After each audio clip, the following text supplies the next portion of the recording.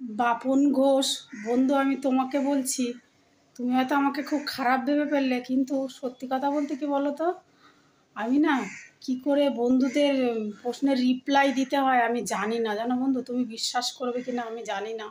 আমি একটা করে ব্লগ দিই, তুমি জানো, শুধু তোমার জন্যেই আবার ছোট্ট করে আমি একটা ব্লগ দিচ্ছি। আমি তোমার প্রশ্নের না রিপ্লাই দিতে গেছিলাম, আমি পারি না অ্যাকচুয়ালি, বুঝেছো। আমি সত্যি ইউটিউবের কোনো কিছুই জানি না। একটা ছোট্ট বাচ্চা ছেলে, 13 বছর 14 বছরের ছেলে আমার এই চ্যানেলটা আমাকে খুলে দিয়েছিল। তা ও গেছে এখন বিহারে, মানে এই গরমের ছুটিতে। তো আমি ভেবেছিলাম কি যে ওর থেকে জেনে শিখে তারপর আমি তোমাকে প্রশ্নের উত্তর দেবো। তো আমি কি করেছি, তুমি যখন আমাকে বললে না যে বৌমনি তুমি এত অহংকারী, যে তুমি আমি এতগুলো ইয়ে করলাম, তুমি রিপ্লাই দিলে না, তা আমি ভাবছি কি, তাই তো আমি না কী করছি জানো, লাইক চিহ্নে হাত দিয়েছি আর লাভ চিহ্নে হাত দিয়েছি। দিতেই না তোমার যে তুমি যে ইয়েটা করেছো, কমেন্টটা করেছো, কমেন্টের রিপ্লাইটা না আমার চ্যানেল থেকে উড়ে গেল দেখলাম।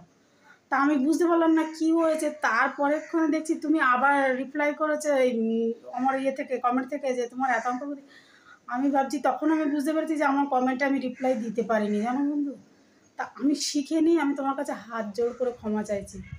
হ্যাঁ, আমি কিন্তু একটা করে ব্লগ দিই, এই ব্লগটা শুধু তোমার জন্য দিচ্ছি। আমি সত্যি বুঝতে পারিনি, আমি সত্যি জানি না কী করে রিপ্লাই দিতে হয়। আমি আজ পর্যন্ত কোনো বন্ধু, তুমি তুমি নিশ্চয়ই দেখো আমার চ্যানেলটা, আমি বুঝতে পারছি।